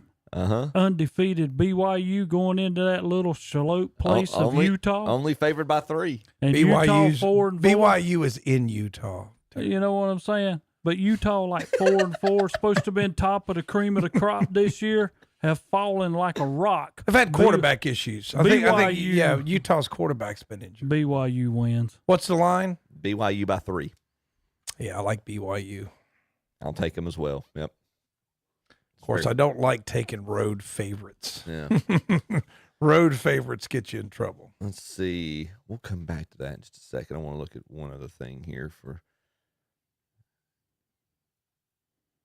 No, that's right. They've already played because they. I was going to do one in honor of Kevin, but we don't. Appalachian got beat by the Chickens. That's right. The Chickens beat them. So let's see. West Virginia goes to Cincinnati. Cincinnati favored by 4 at home against West Virginia. I'm taking Cincinnati. I'm going to take them at home. West Virginia's let me down all year long. I'm also doing the same thing. I'm taking Cincinnati. I'm going to go with a mild upset here. West Virginia goes across the river and beats Cincinnati. How many is that? How many is that, Terry? That is 10. We got one more. In honor of Kevin, Texas Tech hosts Dion in Colorado. Colorado favored by 4.5. Oh, Lord. Can you imagine the score this is going to be? At Lubbock. 50-some, 60-some, 50-some, they're playing at Dallas or AT&T Stadium. Yeah, I don't know. Played at Jerry World, light it huh? up, buddy. Here. Dion in Dallas. Dion returns to Dallas. Oh, yeah, that's right. Won a Super Bowl there. I can't put my finger on it. Is Dion a stunt or is he really coaching? Sometimes I wonder. I mean, because it is kind of like the show. Dion's always been that. How much can he really coach, though? I mean, he's such a phenomenal athlete, phenomenal play, generational talent. I think he doesn't mean you could coach. I think he is a little more involved in the X's and O's than Dabo is. I think Dabo is a motivational coach who organizes his staff, but he leans on his staff. I think that's why they've struggled so much since who was the defensive coordinator and went to Oklahoma? Venables. Yeah, Venables. I think Venables was the most important member of that coaching staff, and that's why the Clemson era is done unless they can find another defensive coordinator as successful as Venables was. And I think Dion is probably a little more involved in the X's and O's, but he's a big picture, big umbrella, motivational guy that organizes the entire staff, but he probably leans on a lot of his staff as well, to your point, Tom. Yeah. I mean. But I would say he's more involved than Dabo is. I think Dabo is just an inspirational coach or a motivational coach. Like Dion with the sunglasses and the chains and all, it just seems like he's more there for the. Well, he knows how to put on a show. I mean, he knows putting on a show. That's the words I couldn't find. Putting on a show. Dion's always put on a show.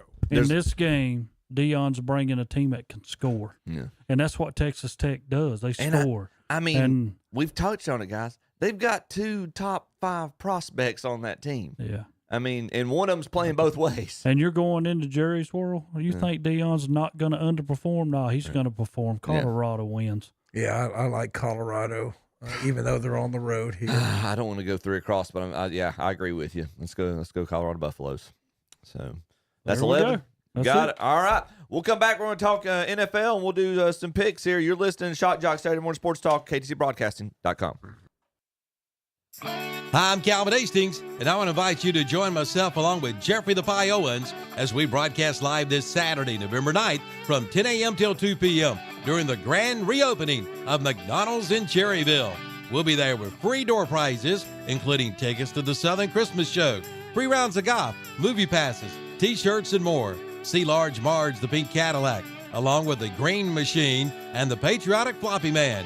And McDonald's will have special giveaways, too. Plus, the Grimace characters will be there, along with a Hamburglar. There will be photo ops, face paintings, and prizes.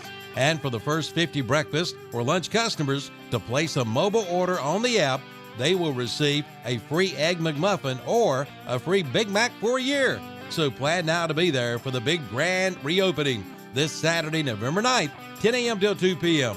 at the newly remodeled McDonald's, 1000 East Church Street in Cherryville. Y'all come. It'll be fun.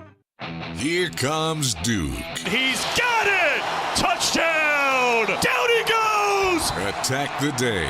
10-5, good night! Hit hard, the ball came out, it slipped out of his hand, and it's intercepted! Bleed blue. Wide open! Touchdown! And the Blue Devils walk it off at Wallace Wade! Listen all season long on your home for Duke football. On Carolina Country WCSL and The Boss WOHS. Looking for 12 by 3 foot metal roofing? Acre Enterprises in Cherryville has a deal for you. Now just $30 per sheet. Choose from charcoal gray, rustic red, silver gabaloon, dark blue, and burnished slate. And only $30 for a 12 by 3 foot sheet. They also have a full line of metal roofing components and roll-up doors and windows. And they will not be undersold on 40-year painted metal. Just bring in a quote from a competitor and they will beat it. That's Acre Enterprises, 1220 Shelby Highway 150 West in Cherryville, right across from Food Line, online at acrecarports.com. Like them on Facebook, too. It's Country Gold with Steve Harmon. Thursday afternoons at 1 o'clock on Carolina Country WCSL, 92.9 FM, 1590 AM, and online at ktcbroadcasting.com. Grizzly the Greeter wants to take this time and say thank you to everyone who gave to the Hurricane Helene relief efforts, sponsored by Blessed Buildings and Tiny Homes in Cherryville. $50,000 worth of items were given, and we thank you. Also, they have 2 cottages and cabins available for emergency housing. And for a family in need, they will build at cost to help out. And right now, all remaining play sets are 30% off. Buy now for Christmas. Blessed Buildings and Tiny Homes. Highway 150 East in Cherryville, right across from Ace Hardware. Online at blessedbuildings-tinyhomes.com. Carpenter Porter Funeral and Cremation Service in Cherryville wants to take this time and take this opportunity to thank our present and past veterans for their bravery and patriotism. Your actions have inspired others to dream more, learn more, do more, and become more because you are a leader. Freedom is never free. This veteran salute is from everyone at Carpenter Porter Funeral and Cremation Service, located at 1100 East Main Street in Cherryville, online at carpenterporter.com.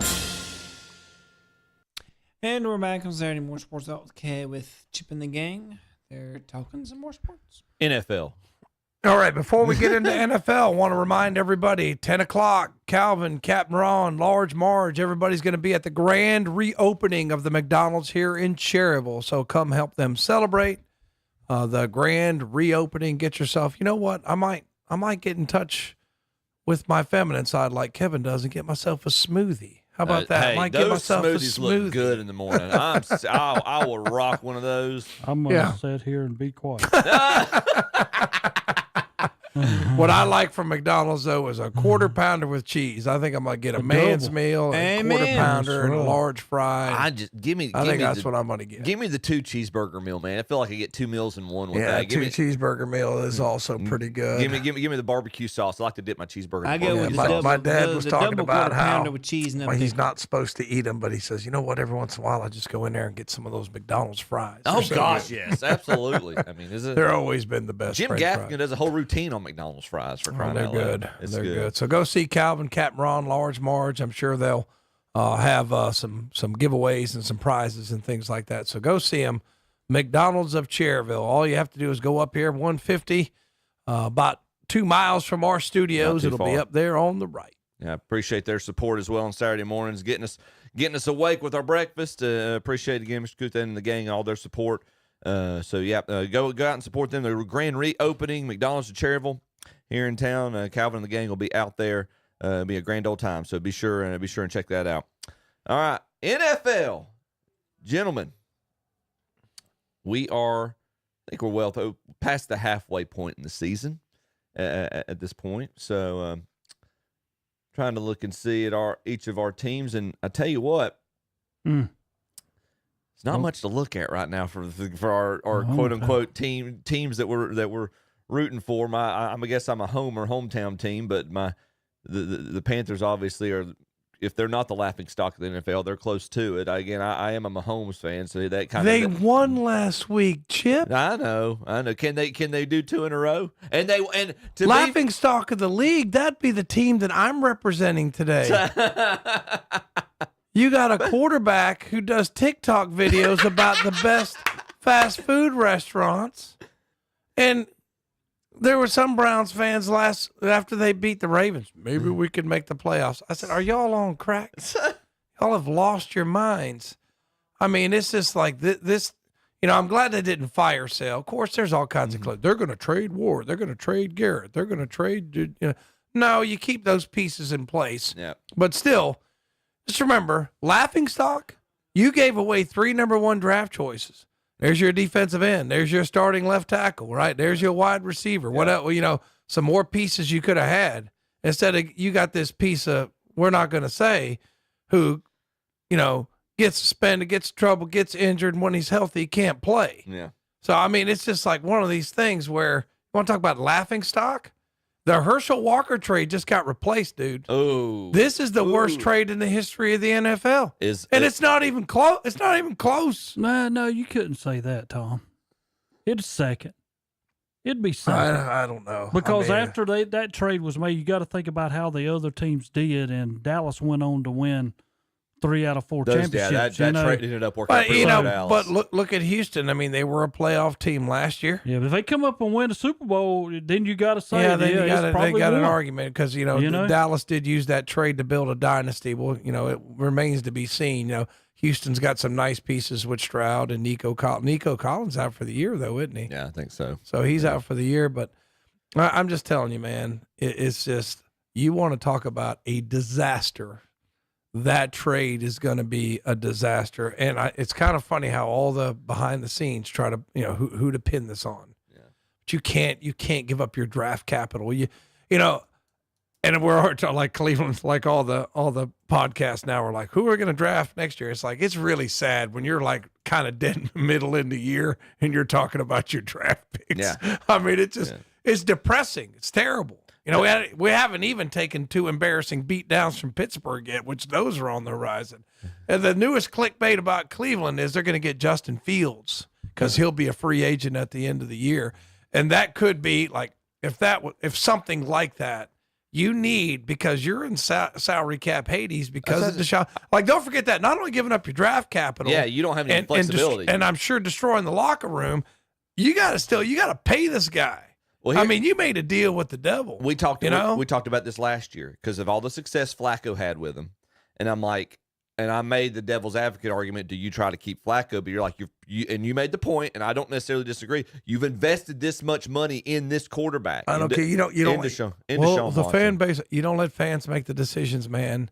It's like you keep that guy behind. What is the best driver of performance is competition. Yeah.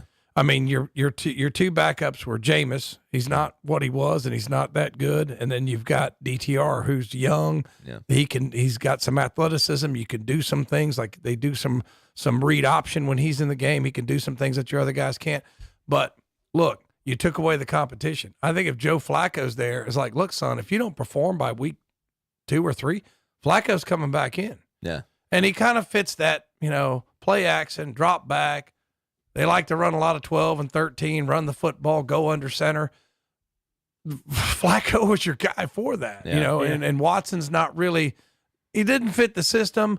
I think the problem with Watson's up here, all the trouble he's been in, all the credit, it's like, I know what they were thinking. Let's make a big splash and get a superstar quarterback.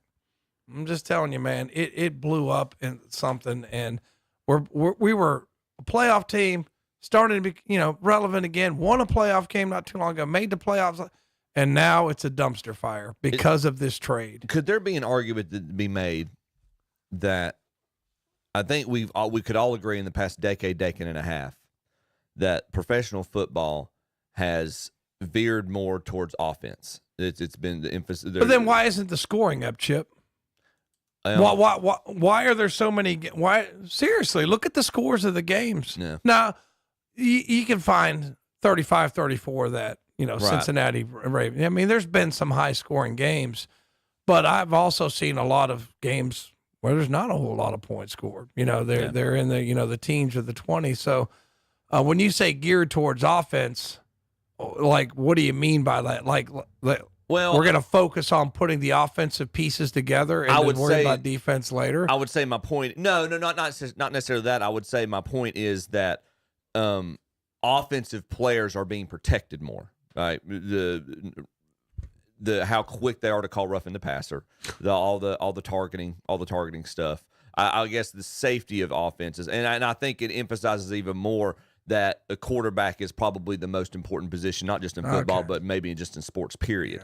Yeah, but we got to get away from that. I saw the other day, and I ain't got nothing wrong with Mahomes.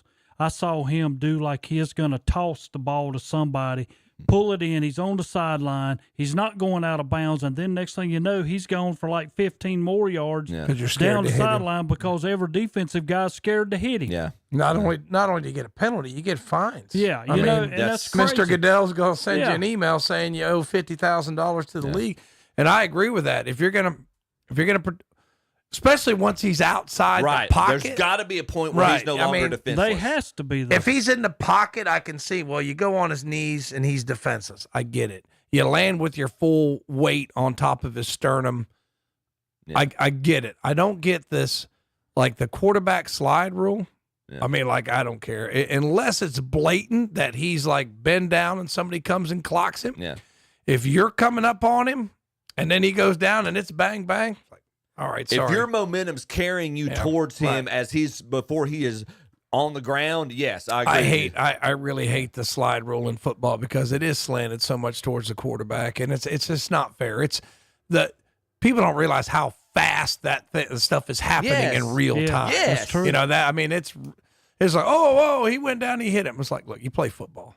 Yeah. I mean, you're playing football, and I know the safety. Like I said, you go after, you purposely hit the quarterback low when he's making I mean, I get it. Yeah. I get it. That could cause. There are hits that you can say that are egregious. Right.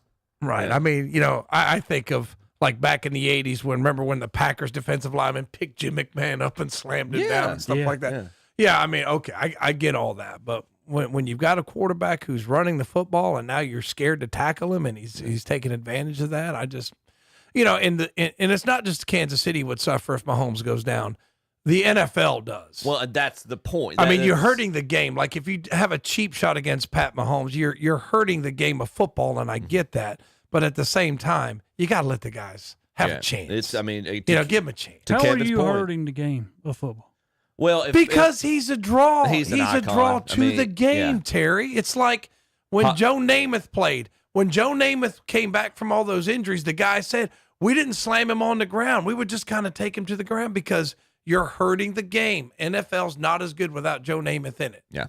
And the same thing with a Mahomes or anybody like that. Burrow. That is not even. Terry, you're wrong. You're wrong. Terry, well, I'm you're just wrong. saying that's not in my vocabulary because I don't understand any of that. It's sports. How am I hurting the game? I'm not hurting the game. If the Kansas City, you're hurting the profitability. You're hurting the game. You're hurting the business. If your biggest stars. Yes. Who wants to watch? I don't even know who's the backup for Kansas City. Carson Wentz. Who wants to watch Carson Wentz? I mean, if you don't even have a dog in the fight, you still want to watch Mahomes Dak play. Prescott's not playing for Dallas. Yeah, and that hurts. That's fans are not going to tune in because he's not there. Don't compare Dak Prescott to Mahomes. No, it's not. He's not the same level. I'm just saying he's one of the top 10. It's kind of like a Tom Brady, a Joe Montana. Yeah. People want to see the best players play. And if you let somebody cheap shot Mahomes and now you got Jameis Winston playing instead, it's not as entertaining. The sideline when he was faking a pass and he shouldn't have never been doing it. I want to talk to the sane person here. If you're watching Jameis Winston play quarterback, it's a boring game. I mean, it's not fun to watch. Not the pregame speech. When you were watching Deshaun Watson play, it's not fun to watch. It's not entertaining. Like him or not like him, if you watch Mahomes, it's an entertaining game. It's the entertainment value. Even if you don't like the Chiefs, if Joe Montana was still around, you would watch Joe Montana play. Lamar Jackson is fun like to Lamar watch. Jackson. Like I hate the Ravens, but I understand that people are Lamar Jackson fans and want to watch him play. Yep. What don't you understand about that? You're not talking about. We're talking about an NFL. You're a Dallas Cowboys fan. There are people that are NFL fans. They're different from you. I mean, I know you don't understand that. Let's put I know this you on don't the field. understand. Let's put this on the field. Let's say Dallas is playing Kansas City, and Mahomes is coming around the corner, and Micah Parsons takes him out. Okay, the next week he's not done. You know what? Get down. But you're not sorry. That's not even the question. If Mahomes isn't I'm sorry playing, for Kansas City for the next week. Not just for Kansas City, but the league. You don't understand that. The whole league suffers. The product. When the stars are not there. Yeah. The people will go to NFL games. It does not matter. Yes, it does. I would. Yes, it does. Maybe because there's no elite You know what? quarterback When I down went- there. Well, that's our point, Terry. That's the argument we're making. Chip, when I went to that Redskins game, and by the way, their fans they're so dumb. But one thing, I mean, it's just their fans are. I don't even want to get into it. But one thing that they did say that made sense with Daniels there. Mm-hmm. This team is now fun to watch. Yes. Because Daniels is playing well. Well, and it's fun when your best players, your quarterbacks are playing, and it makes for entertainment. But we also know Daniels is a running quarterback, and eventually he's going to get hurt. But Terry, but he's missing the point. But Terry, you just kind of made your own point when you brought up Carolina. You said Carolina not as much because they don't have any marquee players. Because their quarterback exactly play the point. sucks. There's no marquee Who players. wants to watch? We watched Bryce Young play quarterback. Nobody wants to watch his first come from behind victory last week. His first fourth quarter last drive win last week. I mean, it's but you watched. I watched the end of it. Yeah. Okay. But is the average fan is somebody sitting on their couch saying, well, I can watch the Panthers or the Chiefs. Who are they going to watch? They're going to watch the Chiefs because of the entertainment. Terry, to your point, are there pure football fans that just want to get the experience or just want to watch games? Yes. But there are those nominal fans, I won't even say nominal. There are those fans that are drawn by the top-tier talent, the best in the world, that want to watch them play. If Patrick Mahomes is not, if Lamar Jackson, if Joe Burrow, if they are not playing for their team, if Dak Prescott is not playing for the Dallas Cowboys, there is going to be a group of fans that is not interested in tuning in because he's not playing in So Cooper it's Rush. the same thing as golf. Without Tiger Woods, golf does not make it. There's other superstars besides that. I won't say they don't make it, but That's what we're saying. I won't say they don't. No, we're not saying the NFL is going to fold. Yeah, we're just saying it's the not as ratings good. will different. It's not as and good. the ratings with Tiger Woods, he completely love him or hate him. Say what you want to about him, and I've seen it firsthand. I've seen it on days that do not matter, on practice rounds when he is there. It is the fact he doesn't move the needle. Like at least 40% more packed. Easily. I mean, I have seen pointless practice rounds where I can count on two hands the number of patrons around my tee box. And when he shows up, it looks like a final round. It is insane, the draw. The running joke I gave people, because when we're volunteering at Augusta, whenever there's a weather delay, nobody wants to leave the course. Everybody wants to stay on the course, obviously. When we have to evacuate due to a lightning delay. My running joke is just bring him out to the middle of the course and walk him out the front gate. Everybody will follow him. Everybody will follow him out. So yes, it's the exact same thing. So, but yeah, I mean, it's looking at, and I'm trying to think of teams right now. The best team in NFC right now, the Detroit Lions. Now, I wouldn't say Jared Goff necessarily is. He's not proven himself to be a Super Bowl winning quarterback, but I think that team speaks as much to Dan Campbell and going back to the culture argument today. He has bought in and given that team the personality of Detroit. Right, they're 7-2. I mean, it's 7-1. 7-1 right now. Are they 7-1? Yes, only sir. one loss. Okay, only one loss for Washington. Okay, I couldn't remember this. Well, Washington has two. This is Detroit. Yeah. Detroit. Yeah, Detroit. yeah. Okay. Yeah, Detroit 7-1, Washington 7-2. You are right about Washington. I mean, it's just the Detroit and all them. They're becoming entertainment value, and if golf goes down, they're not going to be as fun to watch. Period. Yeah, right. Or I mean, now it's a little bit different. And I think that Detroit kind of fits your Cleveland Cavaliers mold too, Tom. They have done a good job of surrounding that team, have a wide range. A bunch of remember that old movie Miracle? Yeah. And the guy's like, I don't want the best players, I want the right players. Yep. I think so. You still got to have the talent. Okay, we still got to have the talent, but the right players that play together and want to win and buy in. They got to have above average talent. You're not going to win a championship with mediocre to below mediocre players. But if you've got some talent, guys that play together, buy in, good coach, that's a winning formula. Yep. That's a winning formula. But Detroit, Goff's playing well. You got St. Brown, the Jahmyr Gibbs. What's the tight end's name? He's good. Hawkinson. I love the tight end for Detroit. So they've got some good pieces now. The defensive end went down. That's why they made the trade with Cleveland. But they traded the trade for Zadarius Smith. But that's what I'm saying. They look like they never missed this guy. Yeah, they look like. Yeah, he looks like.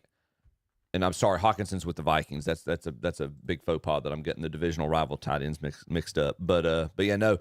Everybody's saying Zadarius Smith was the big win of the trade deadline. Even with all the other the receivers. I think the biggest win to me was the Lattimore to Washington. That's not yeah. You got a guy who can take care of one side of the field by himself. Yeah. It's almost like a Dion, not totally Dion, but Lattimore can take care of that side. Well, when you can cut a field in half on a quarterback, most plays, no, there's something to be said for that.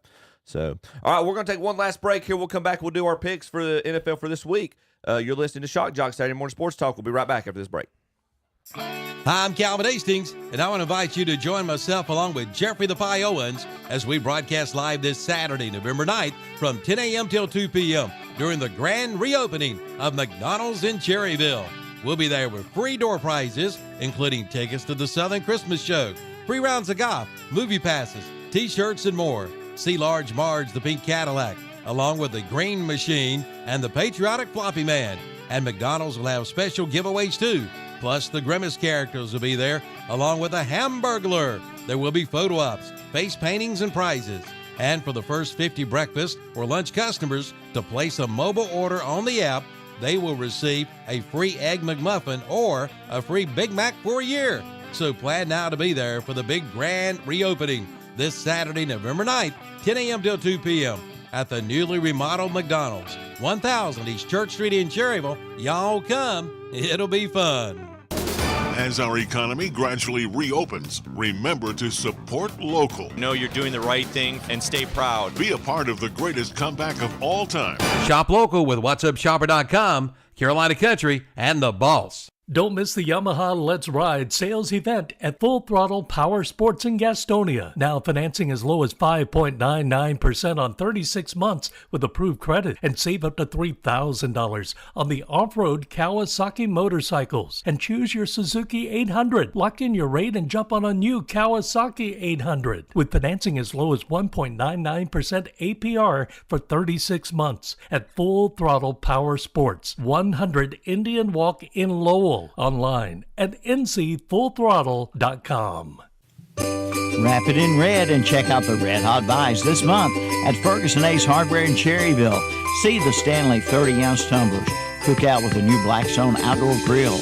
Also Weber gas grills. And buy 3 sauces, seasonings, or rubs and take 10% off. Plus save on Craftsman tools priced under $20. And see the Ego blowers, Craftsman blowers, and trimmer kits, and DeWalt trimmer and blower kits at Ferguson Ace Hardware, Highway 150 East in Cherryville. Keys Customs of Cherryville takes this time to salute our veterans, men and women, past and present. Because of you, our country is filled with the promise of tomorrow. We say thanks to the few and the proud. Also for aiming high and protecting our land and seas. Safeguarding freedom for all. We honor your service. This Veteran Salute is brought to you by Keys Customs, Highway 150 East in Cherryville.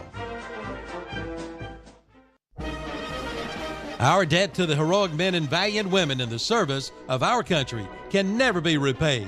They have earned our undying gratitude. America will never forget their sacrifices. Today, AccuTrol Income Tax Service, along with Next and Canvas in Gastonia, salutes in memory Kenny Irvin, who served in the 82nd Airborne, along with Sergeant Blair McCarley of the U.S. Marine Corps.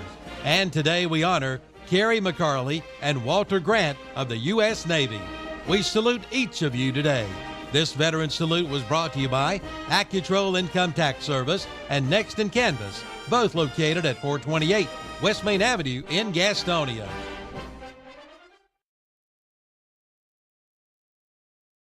Then we're back on Saturday Morning Sports Talk with Kevin with the Chip in the Game. Oh, JP, what? It only took me till 15 minutes before we wrap up before I finally found the button to make sure we could hear you in our headphones. Are you serious? Yep, I got you now. Chip, really? I'm so We qualified. go 2 hours and you finally found I'm the button. so qualified for this. You are so man. qualified for Golly. this job. At least I hit all my buttons I correctly. appreciate that, pal. I knew I hit. It was one of the orange buttons up top, and I hit the wrong one at the beginning. I was like, I can't remember it, and then I just looked at the control room one. So there we go. Glad we can hear you, JP. So thank you. Welcome y'all to Saturday Morning Sports Talk. Shock Joxx, Tom Sinifani, Terry Reinhart, Chip Carter, Kevin Hastings out on location today. I hope he's having a good weekend down at the beach. Appreciate John Prather, JP, running the control booth for us. So now we just talked a little bit of NFL. Let's do our picks. So before we do, Terry, give us a rundown of our places, standings, and how we've done the past week or so. Righty. Last week was a great week for Chip. He goes 11-4. Tom goes 12-3. Good job, Tom. Kevin goes 10-4, and I go 8-7. Woo! Kind of puts me off the block a little bit. But our total standings as of now, let's see. Kevin is in first at 62-36. Tom comes in second at 60-40. Chip, you're at 57-25, and one week I did miss, but I'm way behind at 48-30. 33. There's been you and I have missed. Each of us missed like a week. We got to do winning percentages and see how that adds up with all that. So if y'all would come to work, you wouldn't be in that situation. Yeah, I know. Well, I mean, this is America. We work. We're blue collar. If you don't come to work, you just fall behind. All right, go ahead, Chip. All right, let's run down these games for the NFL for this week and get our picks in.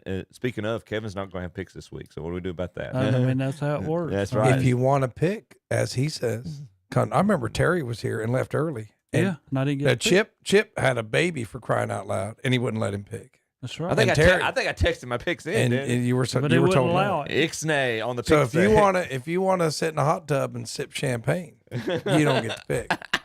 You don't get to pick. I'm sure we're going to hear about this next week. All right. Yeah. Moving right along. Okay, Munich, Germany.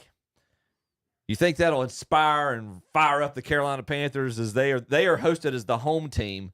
They might have more fans at this game than they do at Bank of America Stadium, as they'll be hosting the Giants. This is the, as Kevin will call it, I would qualify this as the game from hell. If I was a German, I would be saying 9 would not go to this game. But be like, these are the two teams you're sending to us. Yeah, it's the Panthers and the Giants. Yes, That sir. is? Yes, Panthers sir. and the Giants. Technically, it's the Giants at the Panthers, but no faith in the Panthers. I'm going with the Giants. I'm going Panthers. Bryce Young show you something last week? Not really. Bryce Young led the comeback victory last week. They signed Chuba Hubbard to a long-term or to a 4-year extension earlier this week. I haven't picked the New York Giants all week long or all year long. I'm picking them this week. Go Giants. Kevin does provide us with lines. I'm sorry. New York's favored. New York's favored by 6. I apologize. Thank you, Tom. Yep, no problem. All right. Now back stateside. New England travels to Chicago. They both do. Patriots at the Bears. Bears favored by 6. I like the Bears. I'm going. Go ahead, pick the I'm Patriots. going Patriots. Go ahead. All right. Drake Mays looked a little bit impressive. He had a comeback win. I don't last believe week. in the Bears. I think they blew their season against the Giants, their whole season. Say what you want to. I know Kevin's not a fan of a guy putting fingernail polish on his fingers, No. but I'm gonna pick number 1 pick over Drake May. So Bears over the Patriots. All right, Lucas Oil Stadium, Indianapolis. The Colts host the up and coming Buffalo Bills. Bills favored by 4. That's it. Bills favored by 4 in this one. Up and coming. The Bills have been there. Well, I'm thinking with the Amari Cooper trade. Yeah, they did. So I like that. They've hit their stride. Bills. Yeah. Bills. Yeah. Even though it's on the road, I like the Bills. Yep, I agree. Is anybody going to pick the Broncos over the Chiefs? No. Nope. At Arrowhead? Nope. Yeah, Chiefs favored by 7.5. Yeah, go Chiefs. All right. In the Superdome, Kirk Cousins and the Falcons travel to take on the scrambling, struggling New Orleans Saints. Fired Dennis Allen this week, so they're already starting their new rebuild. Atlanta's favored by 3.5. I am taking the Falcons. Falcons? Speaking of a team hitting their stride offensively, I agree. They started out 2-0 to it, didn't they? But Olave's been hurt. Carr's been hurt. It's really not fair, but it is what it is. Yeah, I go with the Falcons as well. All right. Baker Mayfield, without his receivers, hung tough last week against the Chiefs, surprisingly. I thought he lost in overtime. Yeah, lost in overtime to the best team in football by the record right now. They're going to be hosting the 49ers. Christian McCaffrey makes his season debut this week as they travel to Tampa. San Francisco favored by 6.5. 49ers. Yeah, I like the 49ers. Even though that cross-country trip, you got to be careful on that. But 49ers are only 4-4. No, they've the injury bugs bit them pretty bad this year. But I'm still going 49ers with talk about the injury bug when your number 1 and number 2 wide receivers are done. I mean, that's tough on a quarterback. And you haven't had your running back. Now you got him back. So yeah, McCaffrey being back, I think that just adds to how dynamic Shanahan can be with this offense. So yeah, I'm going with the Niners. Big showdown here this weekend in Washington. Tom's favorite place to watch a game. The Pittsburgh Steelers travel to take on the Redskins /Commanders /Washington football team. Washington favored by 2.5. No, this is where everybody comes to earth with how good Washington is. When you have a defense on the other side that's going to stop you, Steelers go in there and win. I like the Redskins. I like Daniels, and I hate the Steelers. So we'll go ahead and forecast a Washington Redskins. I'll go ahead and say it. I don't care. I would make a comment about Lattimore to your point, Terry, but I think they're holding him out this game. I do not think he's playing this game, so Lattimore's not going to have an impact. I've been riding the Jaden Daniels train all season long. I said he's been the most impressive rookie to me. I'm like you, Terry. Pittsburgh scares me, but I'm going to keep riding. They're at home. I'm going to go Jaden Daniels and the Commanders at home. And I was wrong on Nico Collins. They said he's back at practice. Oh, okay. So I thought the injury was for the rest of the year, but it wasn't. He is back at practice. So I want to go ahead and correct that. Yep. So, all righty. And then taking a look next here.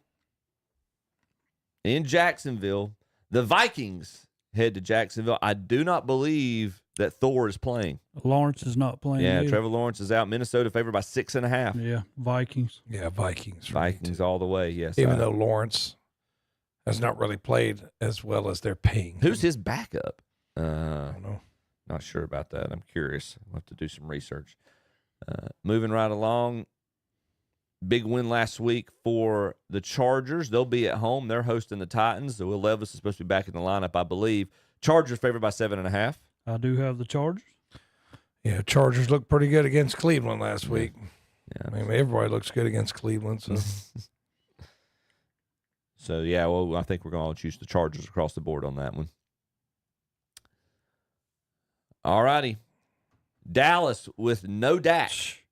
No Brandon Cooks. Yeah, hosting Philadelphia. No Parsons. Speaking no of Lawrence. Speaking of a team hitting their stride, Philadelphia is starting to get there. Philadelphia favored by 7 in Dallas. This is so hard, man. Cooper Rush is not bad. I think he can come in there and do that. They did pick up, was it Mingo from Carolina as another receiver to help him out, but we still have no. The man has 1 catch for 1 yard this year. That's it. No, but y'all not using him. You have no quarterback to throw to him. So there we go. But in Dallas, at least Cooper can throw the ball. But here's the problem. You got to do more than pass. And we have nobody in our backfield. We got Davin Cook, who has very impressive first game. Only chance he's really had to prove himself.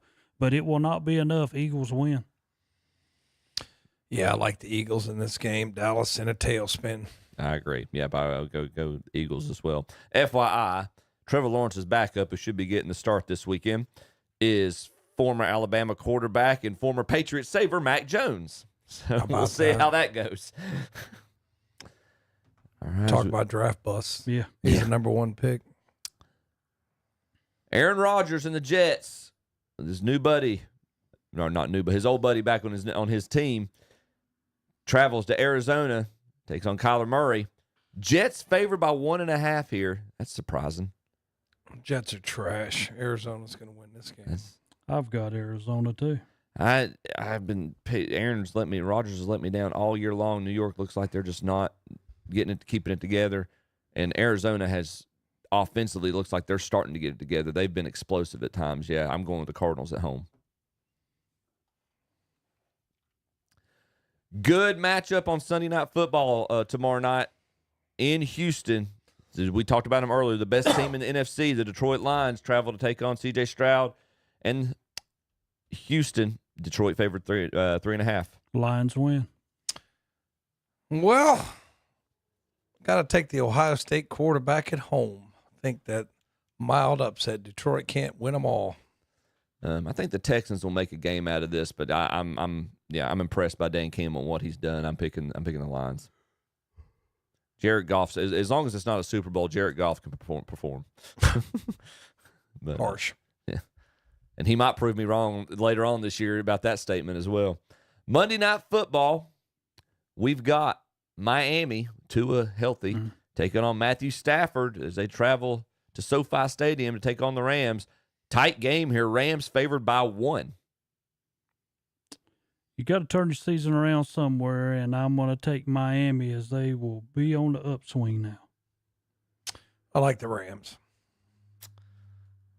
I'm going to go with Tom on this. I do like the Rams as well. I think Stafford's you forget how good of a quarterback he is. The guy won a Super Bowl. Yeah, there were trade rumors about him at one time. Of course, I think a lot of that's clickbait now. Ooh, they're going to do this. They're going to do Thursday night game? Yeah, and then, we'll flip over to the Thursday night game. Cleveland, Green Bay, Las Vegas, and Seattle all on byes this week.